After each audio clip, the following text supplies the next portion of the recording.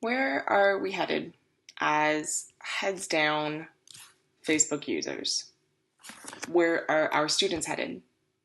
I don't know about you, but I didn't grow up with laptops and iPhones and cell phones and iPads. When I was growing up, we weren't allowed to be bored. We weren't allowed to be inside for more than 1 hour or two when the sun was up. We had our imaginations, we had the whole woods to play with, and that was it.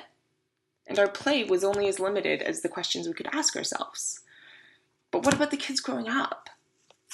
The tech generation. A few years back, I was working at a camp, and we had a mom sign her kid up so that we could unplug him, specifically from his Game Boy. After 4 long weeks, we did it. The kid was engaged in everything: running, feeding the animals, rope courses, stargazing, gardening, leading campfire, canoeing. If it was in nature, he was doing it. It was amazing to witness how connecting to the place around him and experiencing hands-on exploration transformed him. At the end of the 4 weeks, of course, he got the Nature Enthusiast Award. How could he not? We invited his mom to come see it. On the way out the door, at the end of it all, this boy's mom said, "We are so proud of you and all the work you've done participating in camp. This is for you, to show you how happy we are that you got outside in nature." And then she handed him a new game for his Game Boy. I couldn't believe it. All that work, all of his time outside, all of the empathy he had been building toward his environment and his place in it, all of the understanding he was cultivating on his journey toward becoming an environmentally responsible citizen, halted, completely stopped in its tracks, because while mom wanted her kid to be unplugged, she didn't know how to continue the learning we had cultivated together. Moments like these are why educators and why adults everywhere need to be properly equipped to deliver outdoor experiences to kids, and why we need to make sure we are including those kids in that delivery. If that mom had only asked her son how he wanted to celebrate, instead of assuming she knew, she might have been surprised.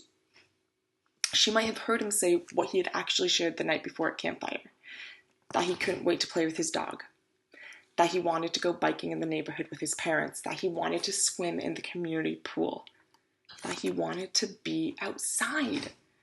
His voice could have been the catalyst for more hands-on, community-based experiences, but he wasn't given the opportunity to share it.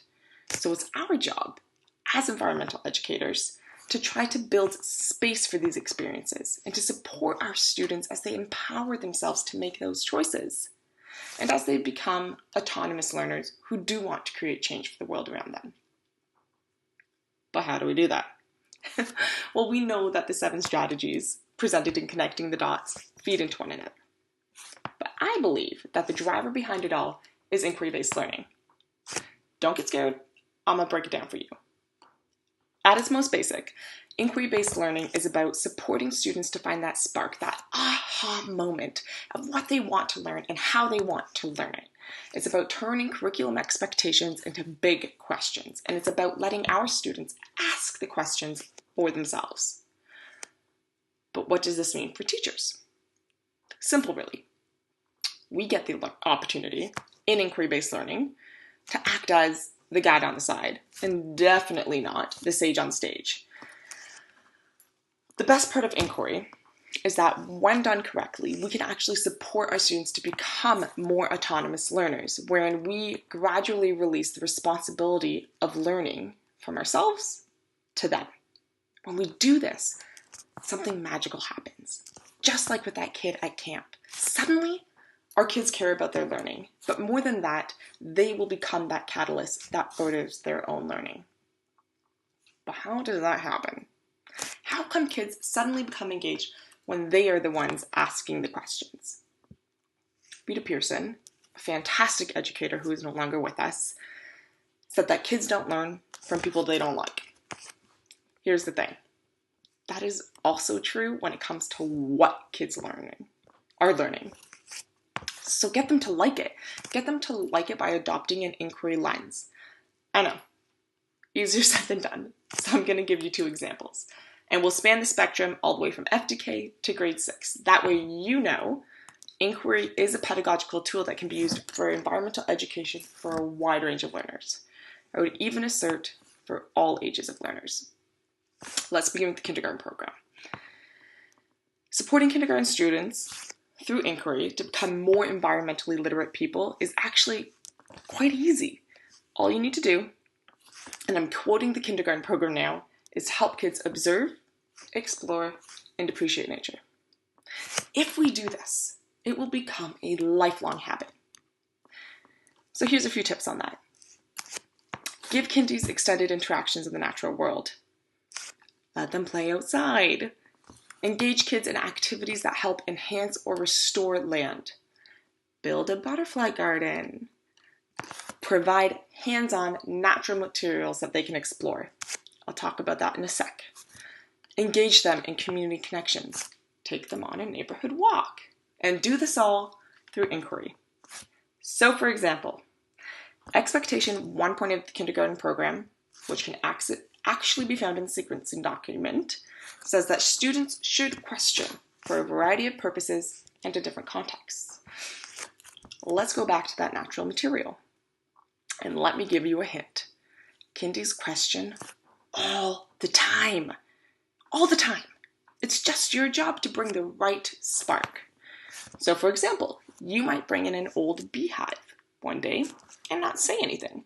The kids will do the rest. Our job is just to be the observer. Notice who's interested in it. Record their comments. Record their questions. And then ask open-ended questions yourself to get them thinking. I promise you, at the end of it all, you will have a big question from which the kids can begin an inquiry project, strongly rooted in environmental education. And all it took was bringing in a hands-on natural material to do it. All it took was giving the kids a chance to direct the learning and learning ourselves how to be a facilitator instead of a traditional lecturer or teacher. This is inquiry. And guess what? You can do it in grade 6 too.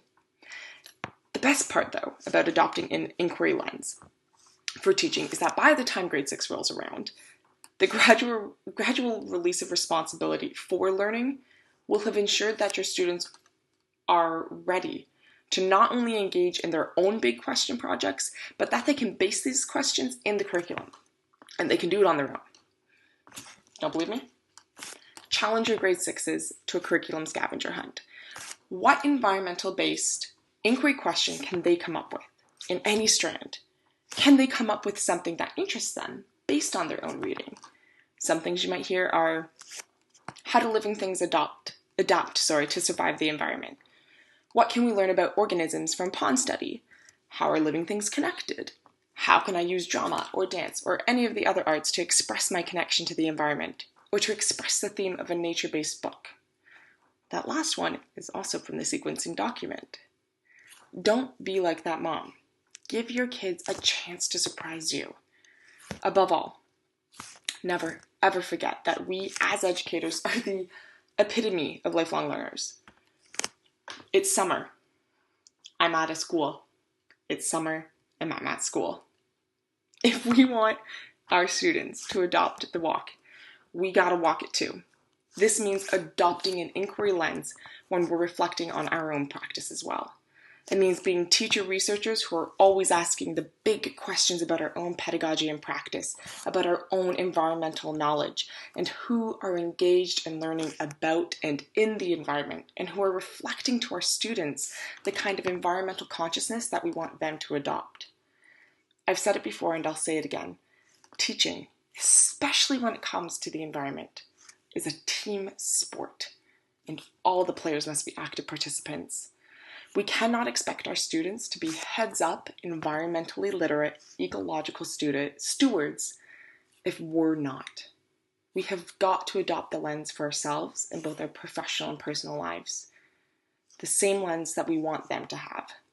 It's as simple and as complicated as that.